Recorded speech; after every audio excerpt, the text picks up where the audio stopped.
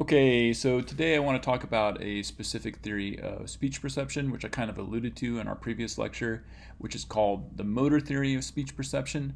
And as I kind of was alluding to, this theory kind of developed out of the initial insights into categorical perception back in the 50s. The first kind of formal treatment of it, or the, I guess, landmark formal treatment of it was published in the late 60s, although the ideas for it were earlier than that. They're kind of developed in the 1950s and so on. And this theory was quite influential throughout most of the latter half of the 20th century, although it's gotten more difficult to find sort of proprietors of this or defenders of it in the modern era. But it has interesting things to say about how speech perception works in human beings, and reveals it's based on some observations about how the system works that you might not expect, and that's kind of why it's been an important theory for so long. And to kind of get us into the mood for understanding it, I have a little clip here, which does not involve human beings so much, but kind of one of those animal safaris. So let's watch this, and then we'll talk about what the motor theory of speech perception has to say. You do it.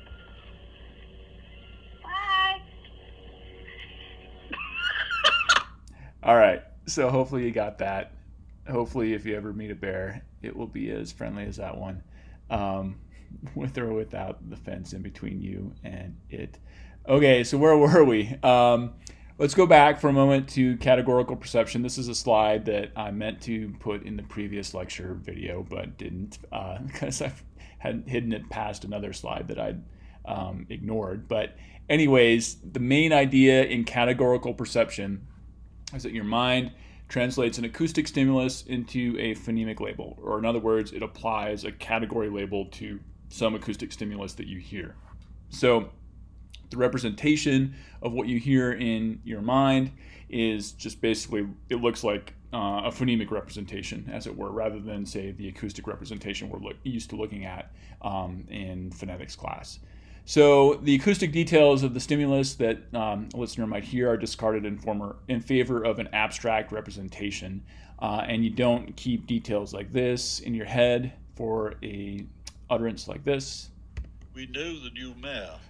Instead, what you'll do is you'll just convert it into a series of linguistic units like this. We know the new math. Roughly speaking, right? So you might not know exactly what is going on here with these sort of British pronunciations of this particular utterance if you're not that familiar with the British accent. But as it were, you simply store in your mind or keep in your mind basic sort of phonemic representations for the entire utterance, and you use that to sort of classify and also discriminate between this utterance and other ones that might be similar to it. So yeah, we take an acoustic stimulus, convert it into a label. That's categorical perception, and because of that, we can say that the identification half of a categorical perception task and the discrimination half of a categorical perception task are based on the same sorts of representations at the bottom level, cognitively speaking.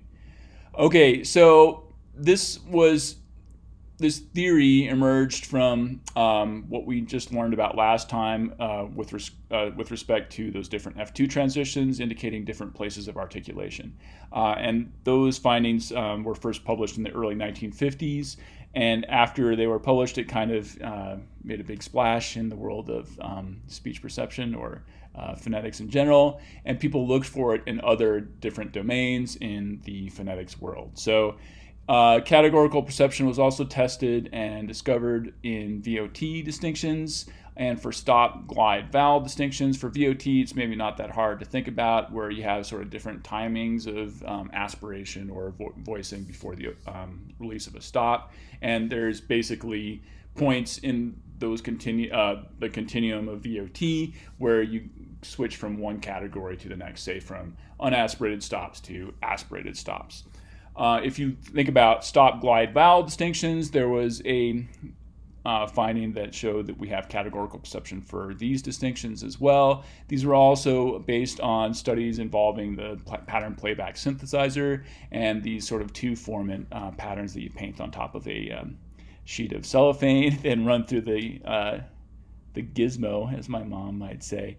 But the crucial distinction here was not, say, the timing of aspiration or voicing or the specific frequency that these formants were pointing to, but rather the timing of the length of the transition. So if you had very short transitions, like 10 milliseconds or so, you would get a stop percept. Remember, we saw that when we were looking at sort of the similarities and differences between stop transitions and glide transitions and what we see for vowels. For longer transitions, you'd expect a W percept, so your mind at some point goes from labeling things as a B or a be, in this case, to a we, or ultimately when you get a considerably longer transition like 200 milliseconds, you get a ue percept because you're hanging on to that oo or those vowel formant frequencies for a longer time. It starts to sound like a vowel on its own. And these guys were for the velars or palatals, perhaps, so ge, ye, and ye. So the quicker it goes by, the more it sounds like a stop. When it's somewhere in the middle, it sounds like it's a glide. When it's a long transition, it sounds like it's a vowel in its own right. Categorical perception, however, was not found for non-speech stimuli in the same sort of robust way. So I've got an example here of a famous study that was published in the 70s from Miyawaki et al. So Miyawaki, as you might guess, is a Japanese name, and he was interested in looking at how Japanese listeners perceive speech in a different way from American English speakers. So he was looking at the perception of an F3 continuum between R and L. This is the retroflex R, not a trill. And the reason why this is interesting is because English, or American English, definitely has this contrast between and ul, like we talked about also in the previous set of slides. But Japanese doesn't really have either of these sounds. It has an alveolar tap instead, which is kind of the most similar sound to either of them, but definitely not the same. And therefore, Japanese does not really use F3 in any of its phonemic contrasts in the language.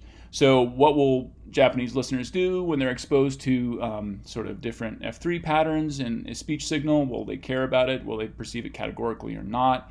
The way this kind of worked, you can kind of see, like I said, this is published in the 70s, so the diagrams look perhaps a little old-fashioned or primitive by our standards now, but if you couldn't use prot, how would you make these? So don't sneer too much at your forebears, I guess. But what mattered here was what F3 is doing. So in this case, F3 is pointing down at the beginning of this little speech segment. So this should give you something like an percept. And here it's going up, which is, I guess, going to sound more like an L, or at least not an on the other side of the continuum. So what you can get here is a clear difference between the American listeners and the Japanese listeners for this particular stimulus continuum. So it's a little bit different as well because there's only two options in terms of identification. So it's either R or L. And this is the identification curve. On one half of the continuum, you're hearing, I guess, whatever it might be, if this is the sort of lower numbered side of the continuum, and this is the L side of the continuum. And actually, this is kind of a funny finding about categorical perception, which is that if you give people a continuum of stimuli and say, label things either one option or the other, people will tend to kind of split the whole thing up somewhere right in the middle, like this. So on this side, they'll be 100% one way. This side will be 0 or 100% the other way. And this side will kind of be around 50% right in the middle. What matters, though, is also whether these results apply to the discrimination continuum, too. And you see that they get basically the results they're expecting for the American listeners, such that across this boundary, they are hearing different sounds or different labels of sounds. But within each category, they're not getting any meaningful difference, really. For the Japanese listeners, though, who are not used to paying attention to this cue in speech, they don't care. It's just all the same, basically.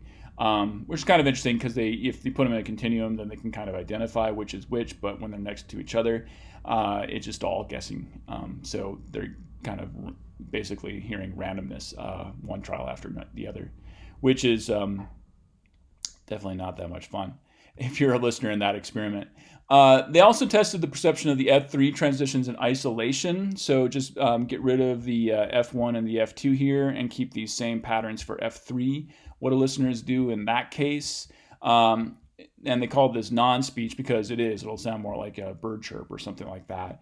And what's interesting here is that without that sort of spectral frame, the two types of listeners will do the same in the experiment in terms of discrimination. So they're not 100% sort of across a category boundary. They're not like 50% within a category boundary. They're somewhere in between those two limits. So they're getting some of the distinctions and they're not getting some of the others, but they're doing better than guessing when they can just hear little frequency changes like this. Yeah, so language experience doesn't seem to matter that much when it sounds like non-speech, but it does matter when it sounds like speech. Yeah, so what is going on there?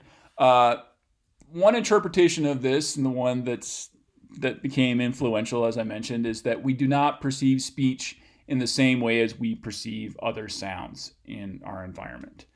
So we normally think of speech like, well, we produce sound as we speak, and it goes out into the world as sound, like acoustic waveform patterns around us. But in this model or this theory, it's not sound in the same way that like a door slamming is a sound, or the refrigerator humming is a sound, or an airplane is a sound. Speech, in other words, is special because it's a human sound, basically. And therefore, the perception of speech, at least in one version of this model, you can say this perception of speech is dealt with by a module in our brains. And therefore, I'll talk about it as if the perception of speech is modular. So a module, if you are not familiar with this theory, you may have picked it up in, say, psycholinguistics if you've taken that class, or psychology in general. But modularity of mind is a classic text that was published by a guy named Jerry Fodor, I believe in the early 80s. Hopefully I got that date right.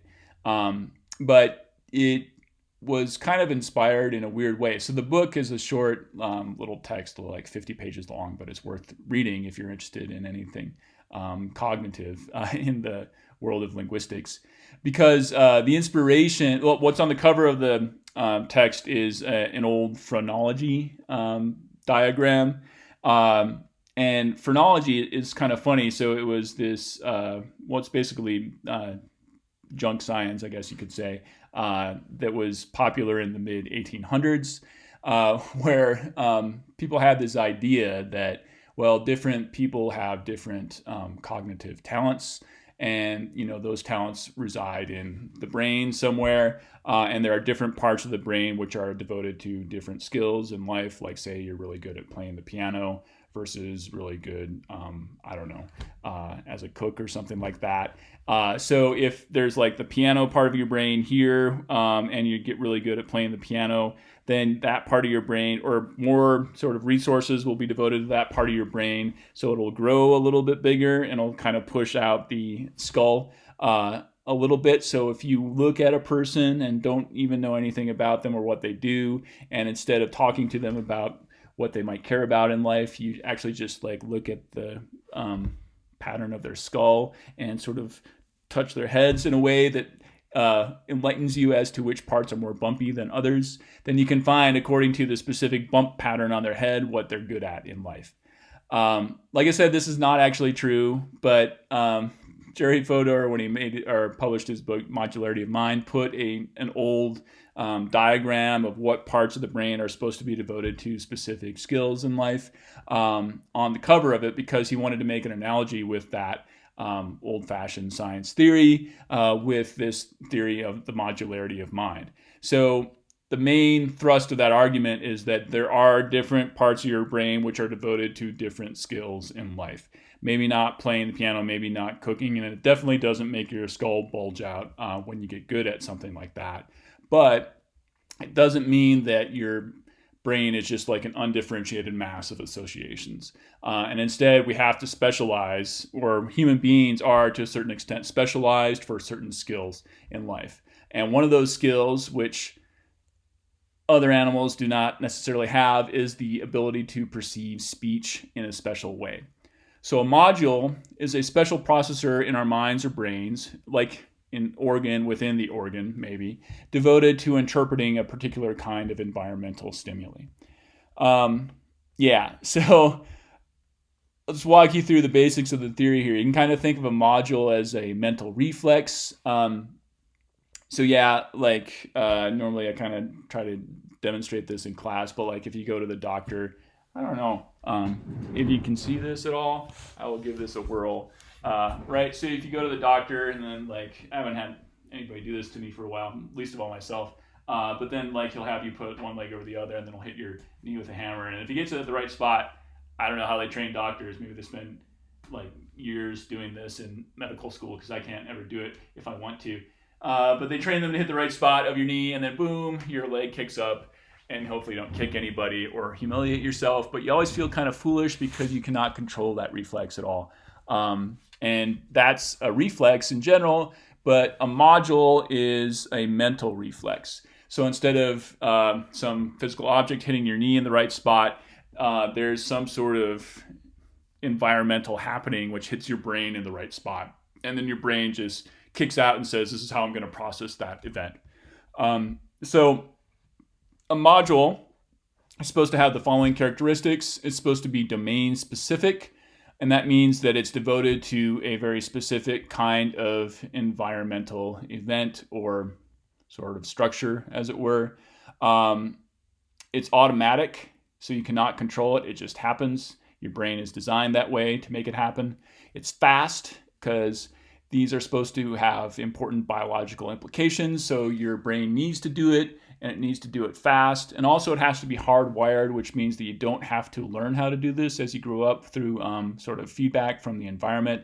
It's so important that you have to be able to do it, and your brain simply develops to do it no matter what.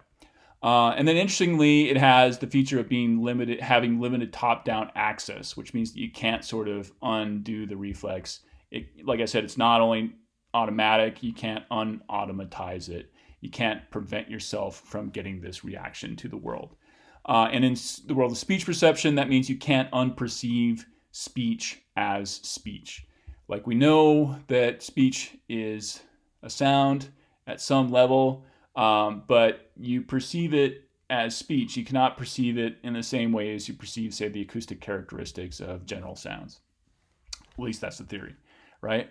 So one example of this, which is maybe a little bit easier to swallow, is the idea that vision operates modularly. So you can look around you in whatever room you happen to be, or look at whatever device you're staring at, and think, well, I'm looking at sort of the houses outside my window. I'm looking at this flower right in front of me. I've got this little stuffed animal for my daughter whenever we play on Skype.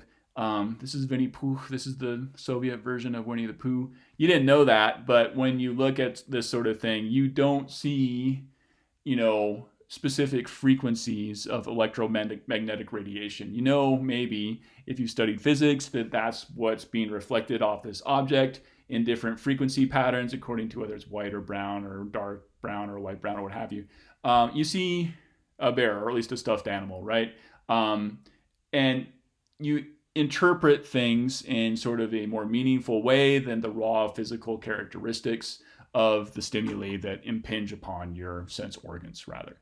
And the same thing is supposed to be true of when you listen to speech. When you hear that, you don't hear, oh, there's a formant frequency of 2100 hertz, that must be a front vowel. You hear a front vowel. Or maybe even more meaningfully, you hear a specific E in a specific word that you happen to know. So I've got this little boxes and arrows a diagram which I kind of enjoy walking through, whether or not my students enjoy it as well. But this is a model of the mind for how the modular mind is supposed to work. And let's say this is sort of our boundary between our heads and the outside world, or at least our bodies and the outside world. And so out here we have some external physical reality. And I kind of describe this as like the corporate hell model of how your mind is supposed to work. So at this level, you have your sense organs basically in the mind model. In sort of the corporate model, you would have, well, at least the way I thought about it 20 years ago when I would sometimes work summer jobs in like a skyscraper in Columbus, Ohio, which was not really that much fun, but it paid the bills.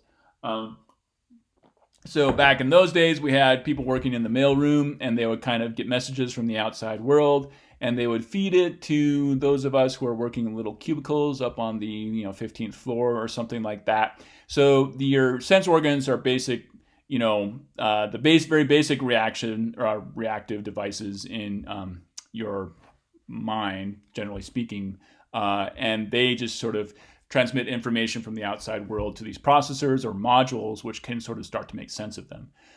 So these guys give the mail to the cubicle workers, and within their cubicle, they just give them the right information, and they know how to process it. So if this vision module gets, the insurance claim from, whatever, Westerville, they learn how to line it up with the appropriate sort of reward or whatever insurance companies actually do. I didn't even care because I didn't know what was going on.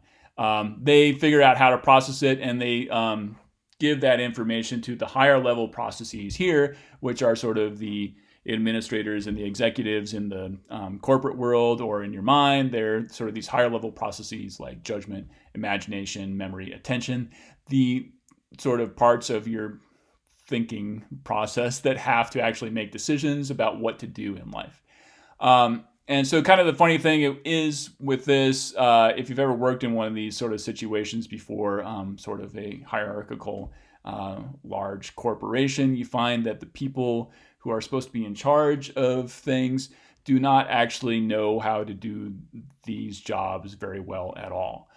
So each one of these is devoted to particular people or a particular person who gets really good at it and can kind of do it very automatically, very quickly without having to think that hard about it. And if one of these guys tries to get involved with one of the modules jobs without any experience or any specialization for it, they find that they're actually really bad at it, no matter how important they may think they are.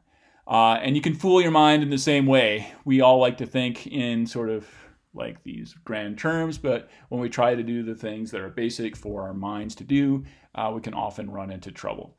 So I'll give you an example, which is kind of fun. You might remember the stimuli from 341. So we'll play both of them. Let's play this one first.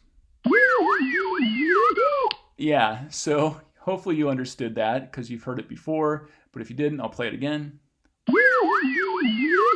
This is a form of speech, which is just represented by 3 sine waves changing in frequency over time. It's derived on the first 3 formant frequencies of this token here. Where were you a year ago? And you can kind of see how they line up here, but when you play the 2 of them side by side, you notice that this one sounds very different from the original. Where were you a year ago? Because it has that weird robotic effect to it. Where were you a year ago? It's missing all of sort of the natural sort of harmonic information in this original. This one sounds like human speech, of course. This one we know is based on these 3 sine wave frequencies. But what's kind of funny about this is that once you hear this as speech, it becomes very difficult to kind of go back and hear it as just non-speech or just kind of weird sounds or varying frequencies or what have you. So you know what this is exactly. Where were you a year ago? But it probably sounds like somebody saying, where were you a year ago, now that you've heard it, right? And if you listen to this really closely time and time again, where were you a year ago? You can start to focus in on, like, okay, I want to listen to this high little whistle at the top. I can sort of separate that one out, right? Where were you a year ago? Like that sort of thing, right? You could get that information out there a little bit. Like I said, in 341, you can get the F1 a little bit too. What's really hard to get out of that is this F2 as a whistle by itself. Where were you a year ago? That's just going to sound like, where were you a year ago? And what happens if you try to listen to this one in the same way is that you will absolutely fail. You will not be able to sort of sort out just the F3 here by itself. Where were you a year ago? You hear that as something that a human being said. So speech, as I mentioned before, is special in terms of its sort of environmental structure as a sound because it exhibits spectral change over time. And sort of the more a sound has that feature for us, the more likely we're going to be to process it as speech with our sort of speech processor module, rather than sort of processing it as just a combination of whistles happening together at the same time.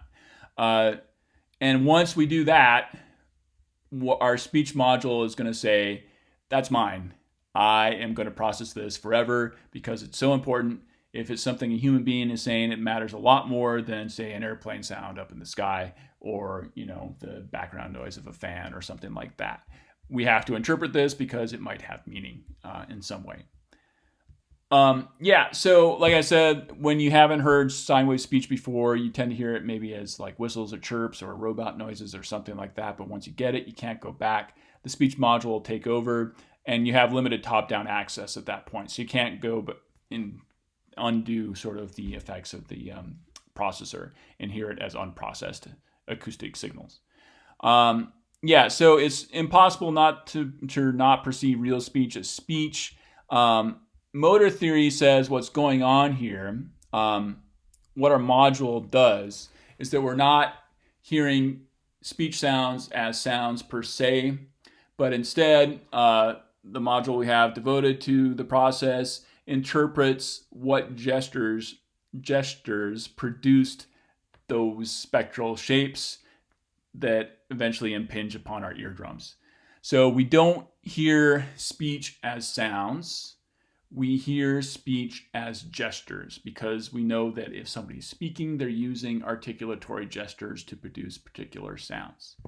So this is a little weird. You're not hearing like specific formant frequencies or vowel patterns as we're used to looking at them in acoustic phonetics. Instead, you're hearing things like people moving their tongue forward or backwards, or rounding their lips, or opening up their nasal passageways, or speaking with, higher rate of vibrations at the vocal folds, so on and so forth. You're hearing the actual mechanics that go into to produce these things. With a little bit of a caveat. So before I get into what those caveats are, I'm going to give you what are supposed to be a few items of evidence for modularity. So for instance, you can think about this in terms of multimodal speech perception. You probably already know this, but in case you had forgotten, you can perceive speech not just over a telephone or through hearing somebody talking in the other room, but even if you can't hear them, you can perceive speech to some extent through the visual domain. Even if you feel like, I'm a terrible lip reader, I can't get anything out of that, you can get something out of that if you have any sense of vision at all, basically, if the guys in the mailroom are sort of handing that information off to your visual processor. So you can think about this as, well, when I see somebody sort of flapping their lips up and down, I get some sort of sense of what gestures they're using to produce the speech. And therefore, I can kind of get some direct information about what they're saying without having to rely on sort of the acoustic information it produces. So I'm going to show you the McGurk effect here in a second, but I will add this caveat that later versions of this model, the motor theory of speech perception, said that not only are you sort of perceiving the gestures of speech, but you're kind of perceiving like the intended gestures of speech because they kind of get messy when you actually put them together. So it's even a little more abstract than you might think, that you're sort of ultimately able, through the specialized processing of the module in your brain, to get at sort of the underlying intentions of like, well, I want to raise my lips this much, or curl my tongue back this much when I produce speech. So just so you know, and I'll give you some interesting evidence, which has been interpreted as supporting motor theory, the motor theory of speech perception. It's called the McGurk effect. You guys are good. When I was in college, I had no idea what this was, but most of the students I present this to have seen it already. But I will show you some examples that I made myself of this, or tried to make myself of this effect way back when I was just a young professor starting out, 12 and a half years ago now. So I'm going to just play this, and normally what I do is I play it twice you kind of already have a sense of which video I'm going to play. So normally I would say close your eyes now, and if you want to, go ahead and close your eyes now. And I'm going to play this once and just listen to it and tell me what you hear. Abba. I'll play it again. Keep your eyes closed. Abba. Okay, now look at it and tell me what you think I'm saying. Abba. Abba. Okay, so this is the point at which I tried to put these together myself. I don't know if I succeeded as well as I wanted to, but when I watch this one, I get the effect Abba. where it sounds like a da when I watch the video, and if I listen to it without watching it, Abba. I hear a ba. The reason for that is that I have spliced together two different utterances of me saying ga and ba. So I've taken the visual part of the utterance for ga and spliced it together with an audio ba. So you can see when I actually say this, try to ignore what you're actually hearing. When I say this, I'm not closing my lips. So I'm obviously not producing a ba in the visual representation. But when you close your ears, I think you can hear pretty easily that I'm saying abba. Yeah, I just realized maybe the reason this doesn't work as well as I want it to is because I have people listen to it auditorily first. If I just show it to you without that, you might pick up the da representation a little bit better. Because the funny part of the McGurk effect is that if you splice a visual ga together with an auditory ba, what you will hear is a da. That's what you perceive. Which is really weird because I'm not saying da in either the visual representation or the auditory representation. Instead, it seems to be some sort of like averaging of the two domains somehow. Because I guess our minds can look at this and say, well, Professor Steve is definitely not closing his lips, but I'm hearing him close his lips, so maybe it's a little bit further back or something, and I can kind of just average the two of them together. There's a huge amount of literature on this effect trying to figure out exactly how it works. I'm not going to go into it in any more depth than that, but I will show you kind of the opposite of this. And I won't have you close your eyes for this and just sort of watch this and tell me what you think you hear. Aga.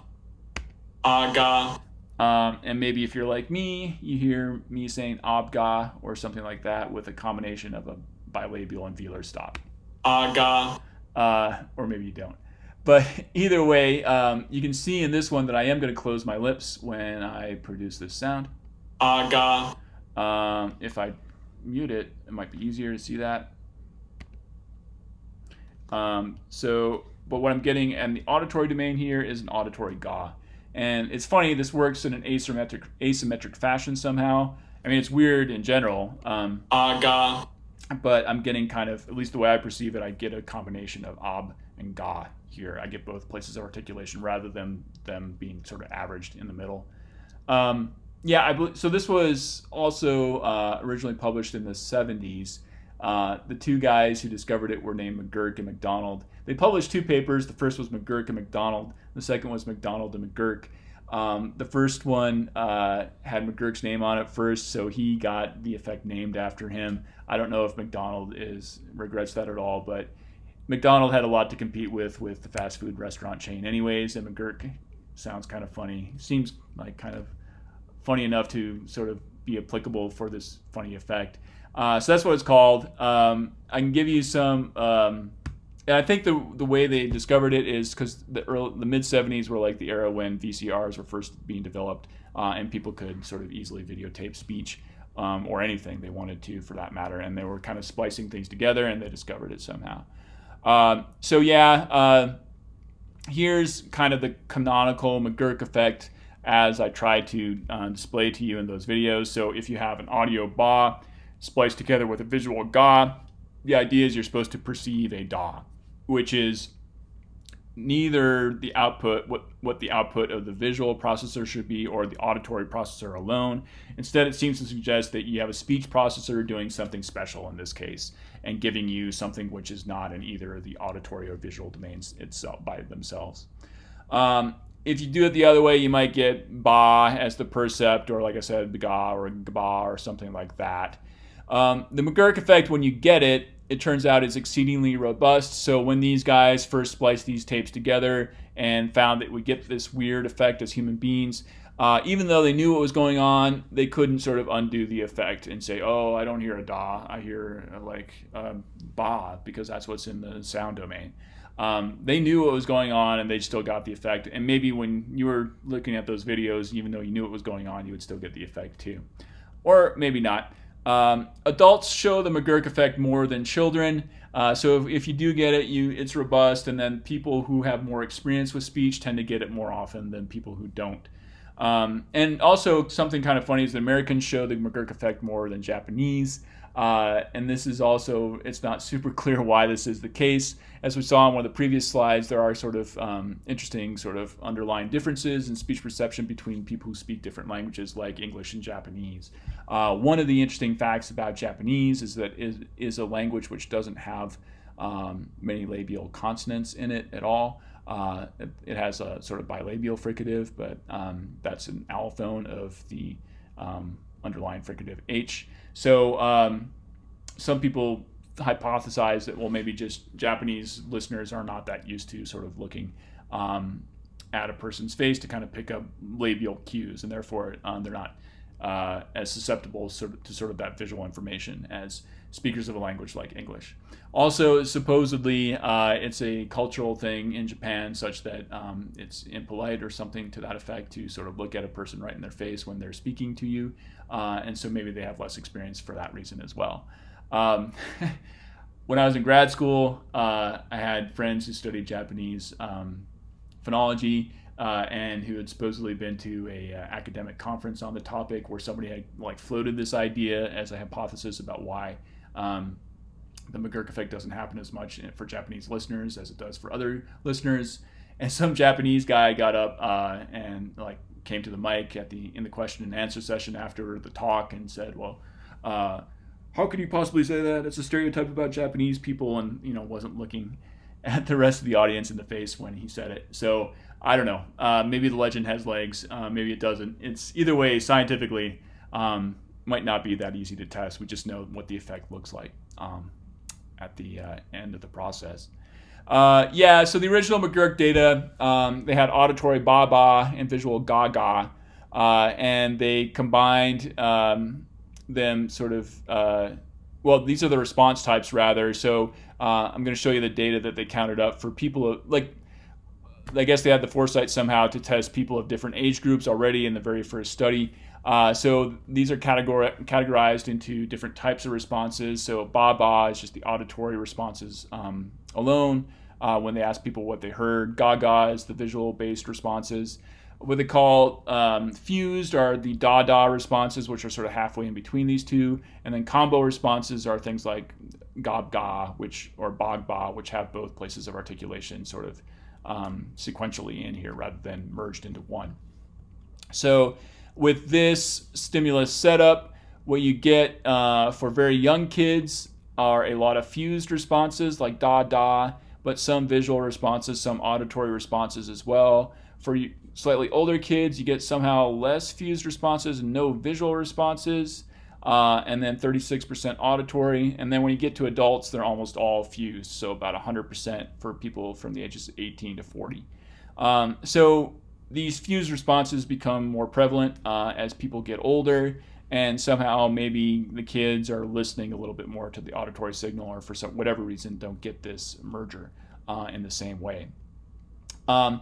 If you look at the other kind of pairing, ga-ga and ba-ba, so ga-ga auditorily and ba-ba visually, you wind up getting more of these combo responses for some reason. So there's very few fused responses, and this is possibly because the visual information is bilabial here, so it's very strong, it's clear, it's right at the front of our mouth, so we can easily see it, and therefore it might be harder to kind of wipe away in some sort of merger with the auditory ga-ga.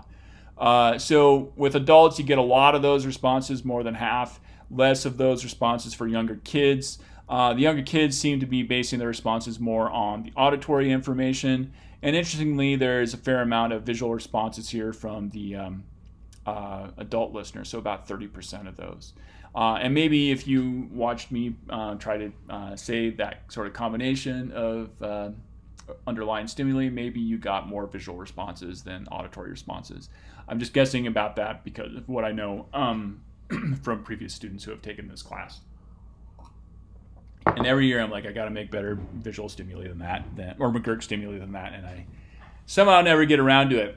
But I will tell you before we move on that there is actually, believe it or not, one practical application of this bizarre perceptual effect in the human world. And maybe you've thought about this already. I'll give you a chance to think about it for a second if you haven't. But you can apply this in the world of ventriloquism. And I don't know exactly how ventriloquism works, but, well, yeah, let's pretend that Vinnie Pooh here is my dummy. So if I have a little dummy like this, I can sort of get him to talk and then train myself somehow to sort of talk without really opening my mouth very much, or at least maybe preventing my lips from closing in some obvious way. But if I had a real dummy here, like it's fairly obvious that you can get, I should get a sock puppet. How do I not have a sock puppet? You can get their mouths to close, right, when you want them to make bilabials. So if you guess, I guess you can train yourself to produce something that sounds reasonably like a B or a P without closing your lips, and then draw listeners' attention to a puppet that seems to be closing its lips when you produce a sound like that. Then they can kind of get the combination of visual and auditory effects to really clearly hear a B or a bilabial of some sort. Yeah, and people have known that since well before the McGurk effect study ever came out, since a long time before the 1970s.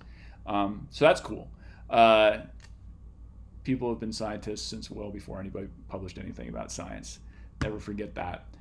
Okay, I will mention as well that visual cues can affect the perception of speech in non-mismatched conditions as well. So these, there's a sort of earlier literature to audiovisual speech perception, which dates back to the early 20th century. Oftentimes people think about sort of McGurk effect being sort of the classical effect of vision on speech. But before that, people were interested in finding out how well human beings in general could read lips. And kind of the original motivation for this was the idea that we could possibly use lip reading to help the hearing impaired improve their speech perception skills. And like I said, this literature came out, a lot of it sort of about 100 years ago, back before hearing aid technology or any sort of auditory aid technology was really available. Because back in those days, people were not sort of very sympathetic to the idea that sort of deaf people had, or sort of non-auditory speakers or users of language had sort of a culture worthy of preserving, as it were. And the idea was to simply integrate them into sort of auditory speech society to the greatest extent possible. So they were not sort of keen on deaf people using sign language to communicate their thoughts, or just in terms of life in general. And they wanted them to use spoken language as much as they could. And one way to try to be able to get them to do that was to enable them to read lips, which is information which is available directly without the sense of hearing necessarily. But it was tricky when they actually ran the studies to figure out how well people can do that, because, so I guess one thing I didn't mention is one reason why people think this might be helpful or possible is because visual speech cues can often complement auditory speech cues. So you can see place of articulation fairly well, but in the auditory domain, like those transition cues go by pretty quickly, so they might be easily missed. If you're simply listening to speech, or say listening for different fricatives or what have you, those might go away in noisy listening conditions. But the trick here, as I was about to say, is that people haven't had much success in training people to become better lip readers. If you work at it for a very long amount of time, you can get maybe minimal improvement, but some people kind of seem to be better at it than others in general. And it's not entirely clear why that's the case. The situations where people kind of become the best at lip reading are where they are losing their hearing slowly for a very long period of time. And I guess over time, the brain learns to sort of make that adjustment and figure out how to tune in on the sort of visual cues of speech before the auditory sort of backing for what they understand goes away completely. That doesn't happen to most people, though, so it's relatively rare that you can make use of that. I will tell you, though, that as I mentioned before, even normal hearing listeners have the ability to read lips to some extent. The first study that showed this came from the 1950s, which was run in a military context where, again, they were trying to figure out what can people communicate in noisy listening conditions like on the battlefield or over like a radio telecom system or what have you. And the way they did this is that they presented auditory and visual representations of individual words spoken in noise. So this is back with like film before there was videotape or what have you. And you could say a simple word like bear and then sort of splice noise over the top of it using sort of the criteria we talked about before with, say, signal noise ratio. So I'm going to play you some examples of different words spoken with different signal to noise ratios. You're not going to see anybody saying these, but this will give you a sense of a very common speech perception task, which is called speech perception and noise. And so normally what you'd expect is when the signal to noise ratio gets larger, in other words, when you're hearing more signal than noise, it's easier to identify the word that's being said. So I'm going to walk you through these, and you can guess at home as to what's being said.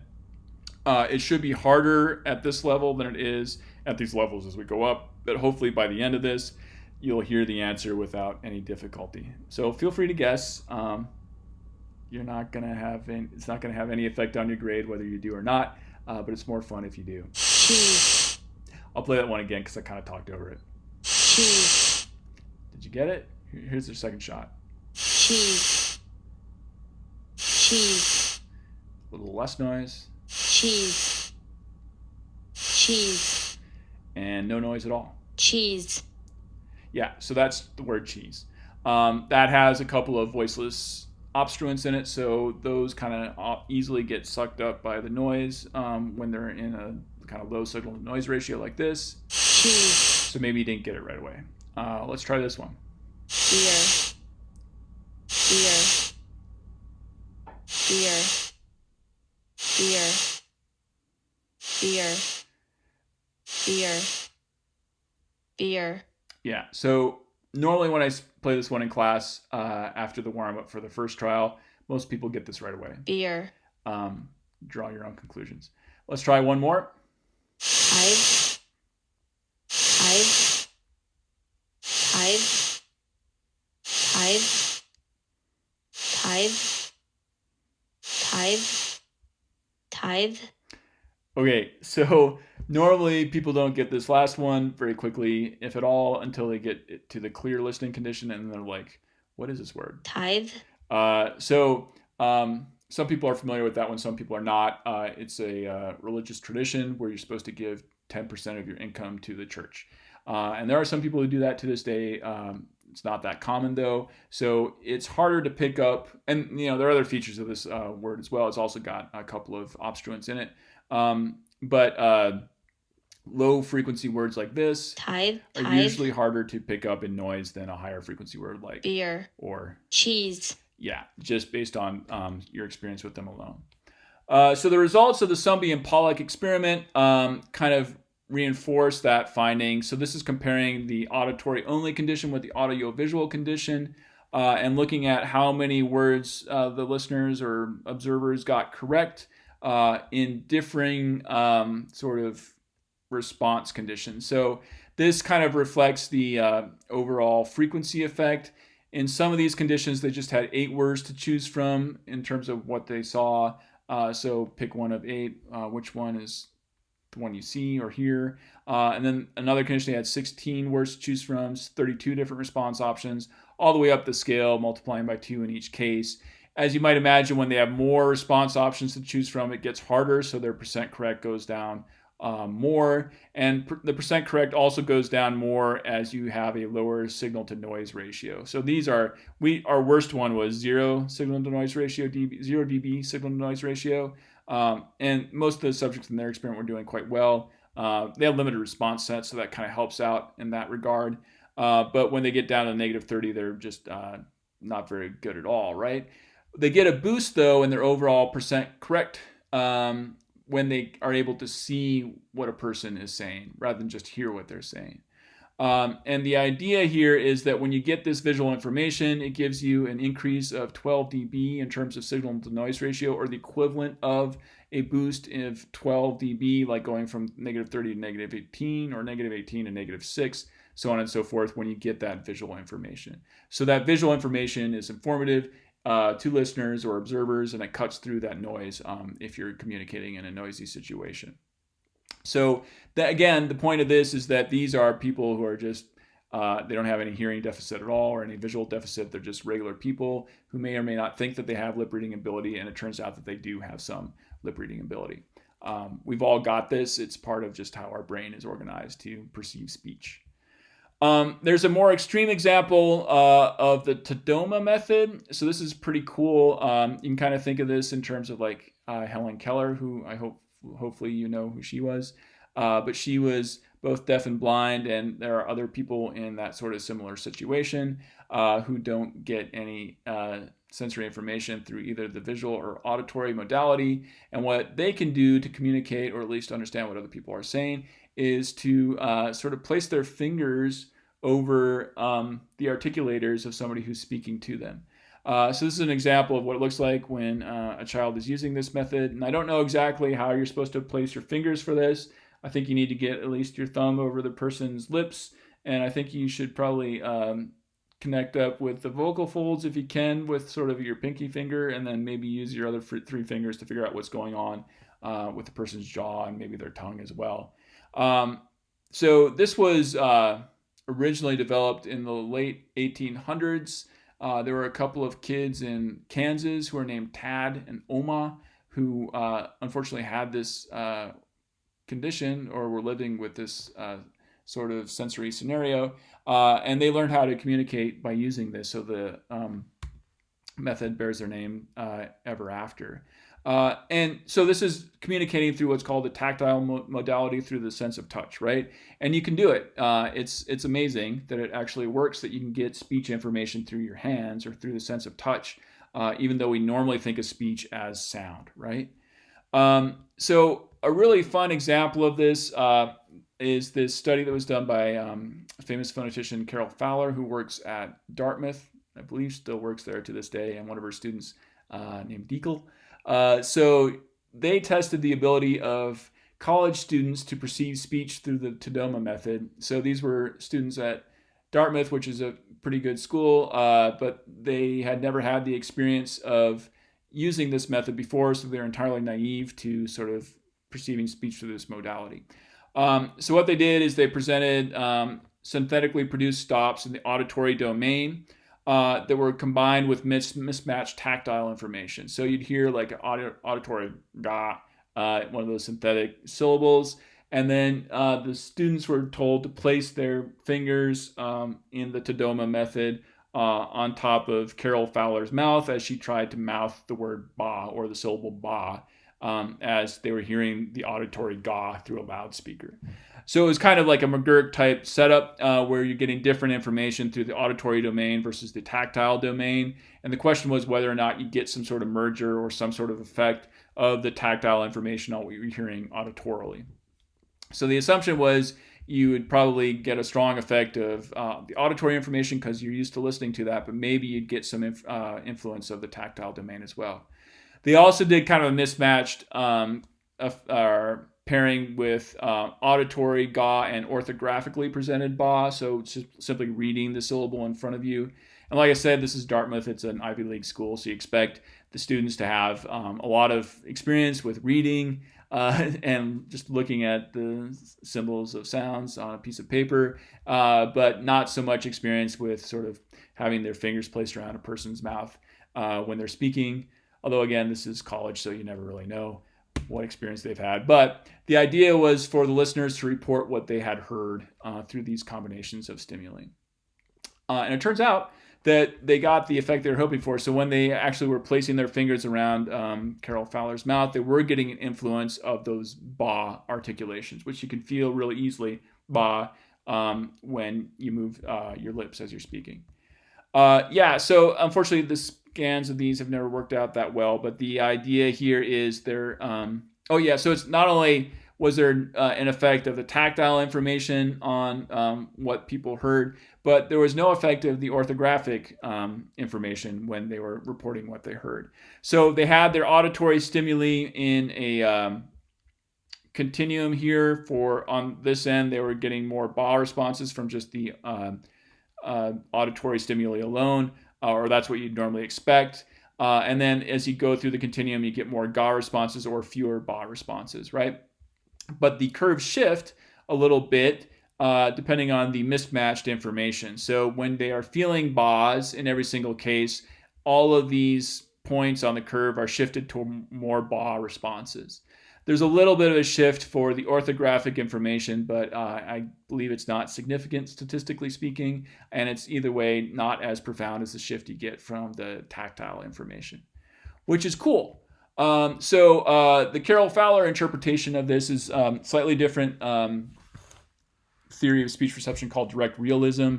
And the idea there is if you are able to perceive information directly about some event that's happening in the world, you sort of rely on that rather than some sort of abstract representation like the type you get in orthographic spelling of a word. So the more information you get directly through touch or through vision, the more influence that's going to have on what you perceive. Okay. Another interesting finding which has been used to argue for the speech's special theory is called duplex perception. And I'll play a short example of this. It's kind of cool. So you can take an isolated F3 transition. So these are like the little transitions in the Miyawaki et al. Experiment that I mentioned before. This one sounds like that.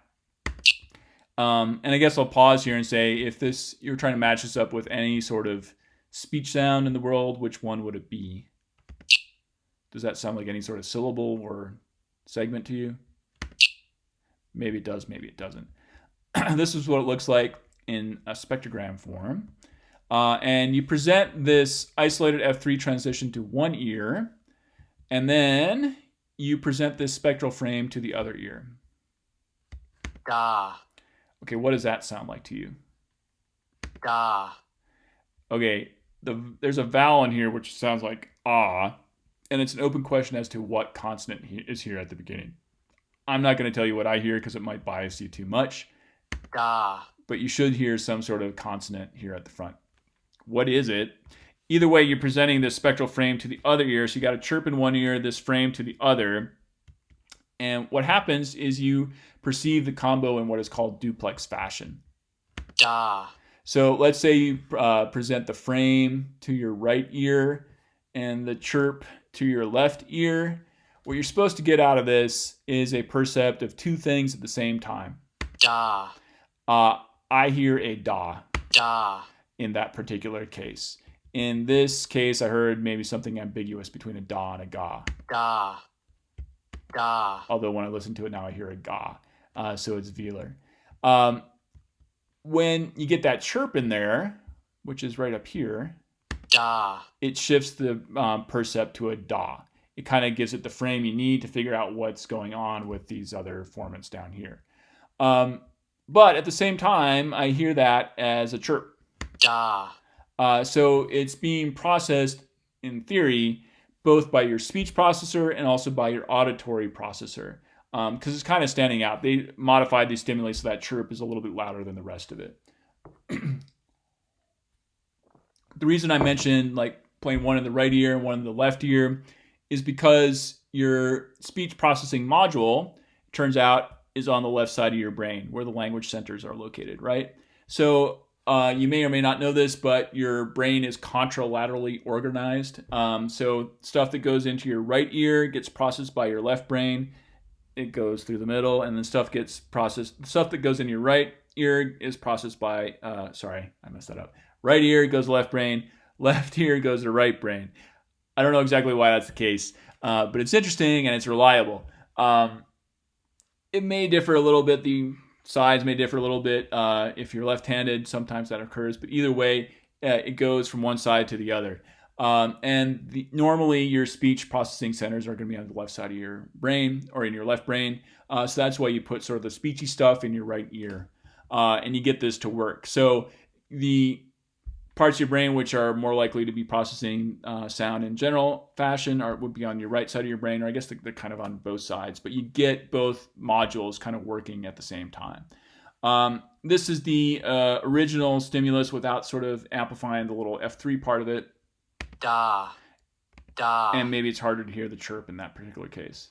Da. Da. But it's still there acoustically. Yeah, so I was thinking about checking out the spectrograms. It's getting dark, and the video's quality is not getting that great anyway, so I'll just keep moving. But the people who first ran this study, Mann and Lieberman, 1983, found that you can discriminate those F3 chirps, like in the Miyawaki et al. Experiment. You can discriminate them gradiently when they're in isolation, but when you put them in that spectral frame, you get a categorical perception effect where the perception of da versus ga kind of makes a big leap across category boundaries and then winds up being more or less the same within category boundaries. For F3 chirps, though, you can get a smoother curve across that boundary, just like what we found with the Japanese and American listeners. So the interpretation is that you have a special speech processor which can put the two pieces of the puzzle together, in addition to the auditory processor, which just perceives the chirp as a chirp. Lastly, I'll talk a little bit about how people have looked at this in the brain. So this is some relatively old data, but it's still kind of valid and interesting, which was looking at where you process speech versus non-speech. So this is looking at the left side of the brain. And so where I don't know if they labeled this the correct, okay, I'll skip that. This is where, this is fMRI data, where it shows you what part of the brain lights up when you're actually doing various activities. And this is going to show you which part of the brain lights up when you hear natural speech versus sine wave speech stimuli. And what lights up is this little spot in the left side of your brain right here. And maybe if you've taken psycholinguistics or know a little bit about neurolinguistics in general, you can tell me what part of the brain is this, kids?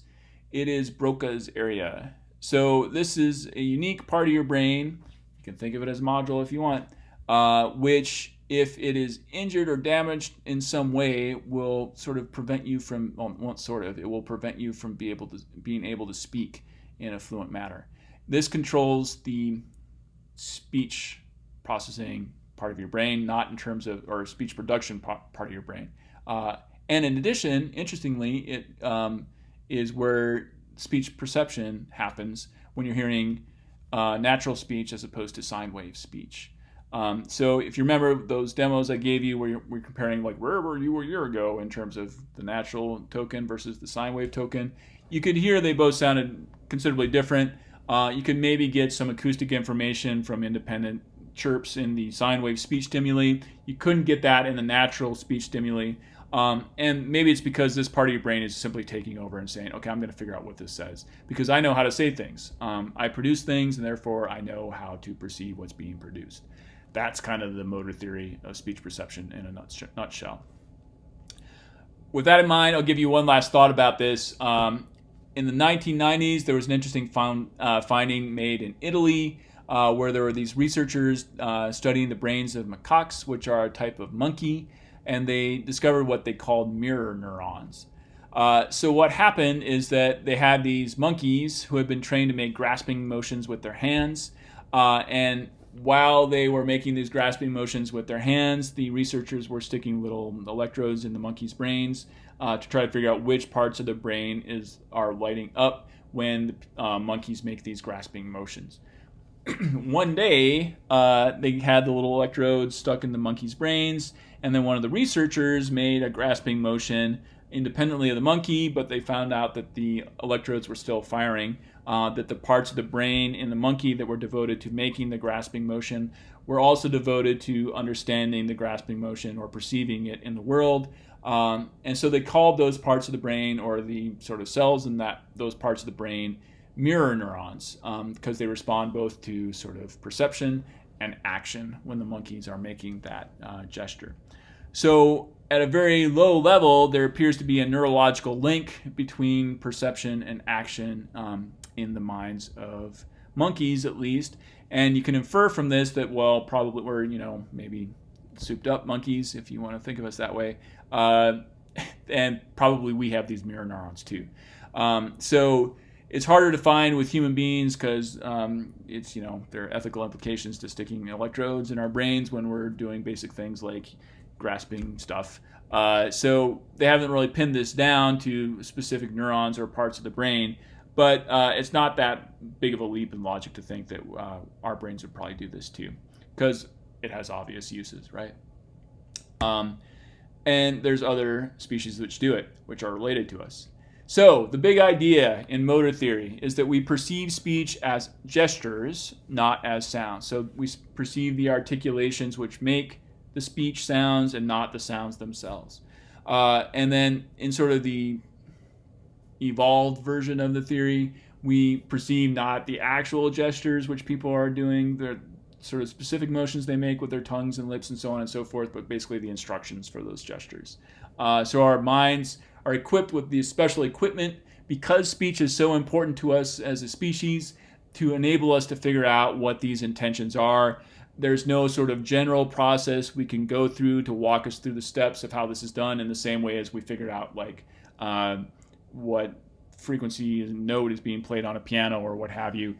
Our minds are conditioned through millions of years of evolution to figure out how other people are producing gestures to get speech sounds.